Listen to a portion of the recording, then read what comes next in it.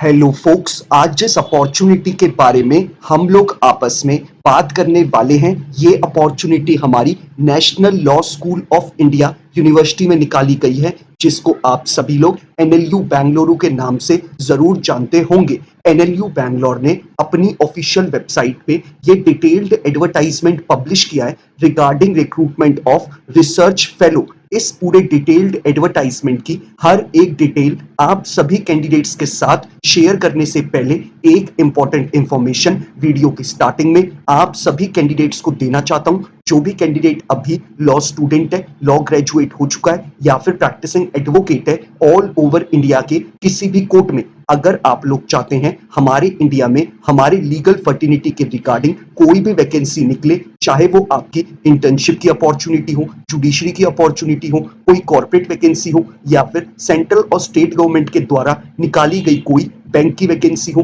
Public sector undertaking यानी PSU की vacancy हो या फिर हमारे प्रैक्टिसिंग एडवोकेट्स के लिए निकाली गई कोई इम्पैनलमेंट की वैकेंसी हो, इट मींस हमारे इंडिया में कोई भी हमारे लॉ ग्रेजुएट्स के लिए वैकेंसी निकलेगी, आप सभी कैंडिडेट्स को इस चैनल पे टाइमली अपडेट प्रोवाइड कराई जाएंगी ताकि हमारे किसी भी लॉ ग्रेजुएट से इंडिया में आने वाली कोई भी अपॉर्चुनिटी मिस आउट ना हो। तो मैं चाहूंगा जिस भी कैंडिडेट ने अभी इस चैनल को सब्सक्राइब नहीं करा है वो मेक श्योर करे कि वो इस चैनल को बिना सब्सक्राइब करे ना जाए। अब बात कर लेते हैं हम लोग इस डिटेल्ड एडवर्टाइजमेंट के बारे में। National law school of India university Bengaluru, जिसको हम सभी लोग एनएलयू बेंगलुरु के नाम से जानते हैं, इन्होंने अपने इस डिटेल्ड एडवर्टाइजमेंट के थ्रू हमें जो डेजिग्नेशन ऑफर करी है वो हमें रिसर्च फेलो की करी है, और जो नंबर ऑफ वैकेंसी निकाली गई है रिसर्च फेलो के लिए वो हमारी एनएलयू बेंगलुरु में 2 वैकेंसी यानी कि 2 वैकेंसी निकाली गई है, और साथ ही साथ ये वैकेंसी हमारे project on theory and practice of social accountability में निकाली गई है। अब बात कर लेते हैं हम लोग इस रिसर्च फेलो की डेजिग्नेशन के लिए क्या एलिजिबिलिटी क्राइटेरिया हमारे एनएलयू बैंगलोर ने रखा है। एलिजिबिलिटी क्राइटेरिया में सबसे पहले हम लोग एजुकेशनल क्वालिफिकेशन के रिगार्डिंग बात कर लेते हैं। एजुकेशनल क्वालिफिकेशन में इन्होंने क्लियरली मेंशन करा है कि कैंडिडेट के पास एलएलबी की डिग्री होनी चाहिए या फिर एलएलएम की डिग्री होनी चाहिए फ्रॉम अ रिकॉग्नाइज्ड यूनिवर्सिटी, और उस डिग्री में उसने स्ट्रॉन्ग एकेडमिक रिकॉर्ड की परफॉर्मेंस शो करी हुई होनी चाहिए। तो ये इन्होंने हमें एजुकेशनल क्वालिफिकेशन में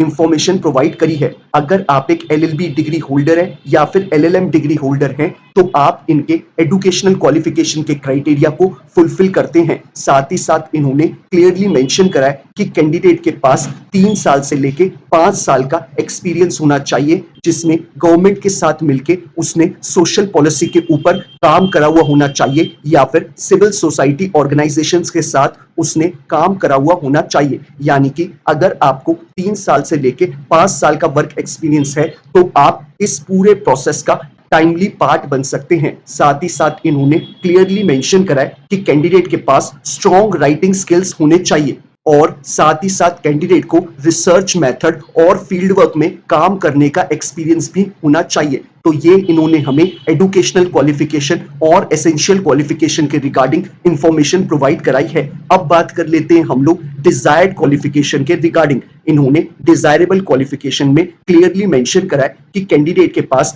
राइटिंग और प्रेजेंटेशन स्किल्स होनी चाहिए, और साथ ही साथ उसके पास एबिलिटी होनी चाहिए कि वो कॉम्प्लेक्स इंफॉर्मेशन इफेक्टिवली कम्युनिकेट कर पाए, और साथ ही साथ इन्होंने बोला है कि कैंडिडेट के पास विलिंगनेस होनी चाहिए कि वो अकेला यानी इंडिपेंडेंटली फील्ड वर्क को मैनेज कर पाए, और इन्होंने बोला है कि कैंडिडेट हमारा प्रोफिशिएंट होना चाहिए हिंदी और इंग्लिश दोनों लैंग्वेजेस में। तो ये इन्होंने हमें डिजायरेबल क्वालिफिकेशन के रिगार्डिंग इंफॉर्मेशन इस एडवर्टाइजमेंट में बताई है। अब बात कर लेते हैं हम लोग दूसरी इंपॉर्टेंट इंफॉर्मेशन के बारे में, यानी कि सिलेक्शन प्रोसेस के ऊपर। एनएलयू बेंगलुरु ने इस एडवर्टाइजमेंट के थ्रू क्लियरली मेंशन करा है कि आपका कोई भी एनएलयू बेंगलुरु रिसर्च एसोसिएट की पोजीशन के लिए रिटन एग्जाम कंडक्ट नहीं कराएगा। डायरेक्टली आपको आपके एप्लीकेशन फॉर्म के बेसिस पे शॉर्टलिस्ट किया जाएगा, और जिस भी कैंडिडेट को शॉर्टलिस्ट किया जाएगा उसको इंटीमेट किया जाएगा ईमेल के द्वारा कि उसको कौन सी डेट टाइम वेन्यू पे आना है फॉर इंटरव्यू।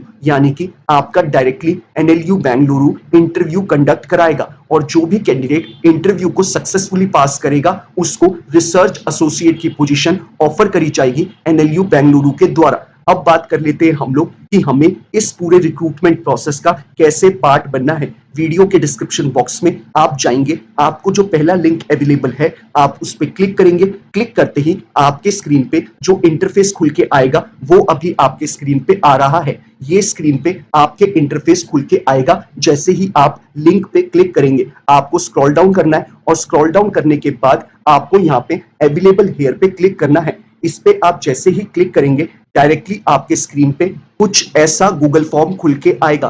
आपको इसमें मांगी गई हर एक डिटेल को फिलअप करना है। इन केस फॉर्म को फिलअप करने में किसी भी तरीके की आपकी कोई क्वेरी अराइज होती है, आपको कुछ चीज समझ में नहीं आती है, तो आप लोग मुझे इंस्टाग्राम या ट्विटर पे टेक्स्ट मैसेज करके पूछ सकते हैं या फिर यूट्यूब पे ही अपना कमेंट ड्रॉप करके पूछ सकते हैं। मैं मेक श्योर करता हूं कि हर एक कैंडिडेट को टाइमली बेसिस पे रिप्लाई कर दूं ताकि वो अपने फॉर्म को जल्दी से जल्दी फिलअप कर पाए और अपने आगे की प्रिपरेशन उतनी ही जल्दी शुरू कर पाए। आपको सबसे पहले यहाँ पर अपनी जीमेल की आईडी मेंशन करनी है और उसके बाद आप यहाँ पर नेक्स्ट पे क्लिक कर देंगे। नेक्स्ट पे क्लिक करने के बाद आपके स्क्रीन पे कुछ ऐसा इंटरफेस खुल के आएगा। यहाँ पर आप अपनी सारी बेसिक डिटेल्स को फिलअप कर देंगे। नेक्स्ट पे आगे जाने के बाद आप अपने अपडेटेड रेज्यूमे को अपलोड करेंगे और साथ ही साथ आप मेंशन करेंगे कि आप क्यों इस पोजीशन के लिए अप्लाई कर रहे हैं और आपको एनएलयू बेंगलुरु क्यों इस पोजीशन के लिए सिलेक्ट करें। तो ये सारी डिटेल्स को फिलअप करने के बाद इस गूगल फॉर्म पे आप सबमिट के ऑप्शन पे क्लिक कर सकते हैं। आपके लिए कोई भी एप्लीकेशन फी नहीं रखी गई है। ये फॉर्म आपका फ्री ऑफ कॉस्ट का फॉर्म है। साथ ही साथ आपको वहां पर यानी कि गूगल फॉर्म पे 2 राइटिंग सैंपल्स भी सबमिट करने होंगे और आपको 2 रेफरेंसेस भी मेंशन करने होंगे जिन्होंने आज से पहले आपके साथ काम करा हुआ होगा। यानी कि आपको 2 रेफरेंस के कॉन्टैक्ट नंबर और उनकी डेजिग्नेशन और उनका नाम आपको पोर्टल पे मेंशन करना होगा। तो यही पूरी चीजें हैं जो आपको गूगल फॉर्म पे मेंशन करनी है, तभी आप इस पूरे रिक्रूटमेंट प्रोसेस का पार्ट बन पाएंगे। और आप सभी कैंडिडेट्स को मेक श्योर करना है कि आप इस गूगल फॉर्म को before 7th of June Friday का जो कि हमारा दिन है 2024 शाम 5 बजने से पहले फिलअप कर लेना है, तभी आप इस पूरे रिक्रूटमेंट प्रोसेस का पार्ट बन पाएंगे। एक बार फिर से बता दूं, 7 जून 2024 शाम 5 बजने से पहले ये फॉर्म आपको फिलअप कर लेना है। अब बात कर लेते हैं हम लोग रेम्यूनरेशन के रिगार्डिंग। इन्होंने हमें इस एडवर्टाइजमेंट में रेम्यूनरेशन के रिगार्डिंग कोई भी इंफॉर्मेशन प्रोवाइड नहीं कराई है।